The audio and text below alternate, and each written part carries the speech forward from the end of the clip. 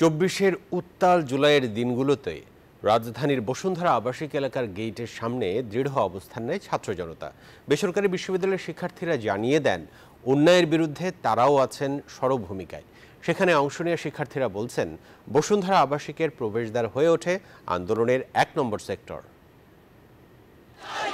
বাঁধভাঙা বৈষম্য বিরোধী আন্দোলনে বসুন্ধরা আবাসিক এলাকার প্রবেশদ্বারে ছিল নর্থ সাউথ সহ বেশ কয়েকটি বিশ্ববিদ্যালয়ের শিক্ষার্থীদের স্বতঃস্ফূর্ত উপস্থিতি। প্ল্যাকার্ড হাতে স্লোগানে স্লোগানে সড়কেই গড়ে ওঠে এক ভ্রাতৃত্বের মঞ্চ। উদ্দেশ্য ছিল একটাই, অন্যায়ের বিরুদ্ধে দাঁড়ানো। আন্দোলনে সামনের সারিতে থাকা শিক্ষার্থীরা বলছেন, মানবতার প্রশ্নে তারাও গড়ে তোলেন প্রতিরোধের দুর্গ। অনেক আসলে মোমেন্টগুলো ছিল। আমরা যখন 19 তারিখে যেদিন বিকেলে বসুন্ধরায়, আপনারা জানেন যে বসুন্ধরা গেটের দিকে হেলিকপ্টার সহ টিয়ার শেল এবং বিভিন্ন রকম গোলাবারুদ ছড়ে, ওই সময় কিন্তু আমরা এই বসুন্ধরা গেট কিন্তু ছাড়িনি। ওই সময় কিন্তু আমরা এখানে থেকেছিলাম।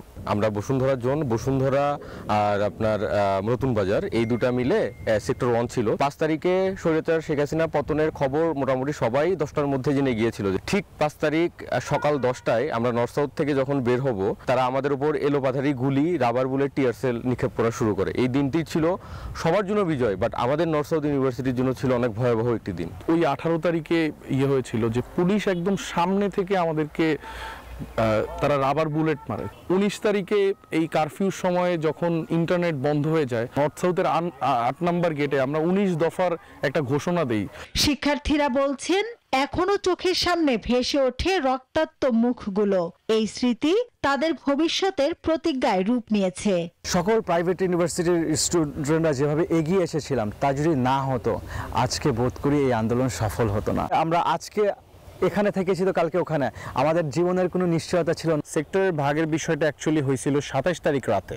তারা জেলে যাওয়ার পর Rifat Rashid, mine Sarkar and Hannan Masud সহ আমরা একটা সেন্ট্রাল কমিটি তৈরি করি, যেটার আন্ডারে আপনারা যা জানেন সমন্বয়ক লিস্ট যেটাতে বলে, ওই সমন্বয়ক লিস্ট তৈরি করা হয়েছে।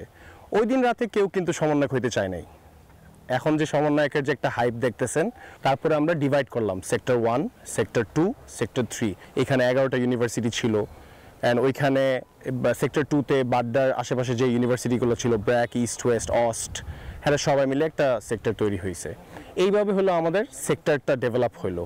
24-এর 13 জুলাই শিক্ষার্থীদের নামে দায়ের হওয়া মামলা তুলে নিতে 24 ঘন্টার আলটিমেটাম দেয় বৈষম্য বিরোধী ছাত্র আন্দোলন। সেদিন সন্ধ্যায় ঢাকা বিশ্ববিদ্যালয়ের কেন্দ্রীয় গ্রন্থাগারের সামনে সংবাদ সম্মেলন করে তারা। ঘোষণা হয়, পরদিন হবে বঙ্গভবন অভিমুখে গণপদযাত্রা। স্মারকলিপি দেয়া হবে রাষ্ট্রপতি বরাবর।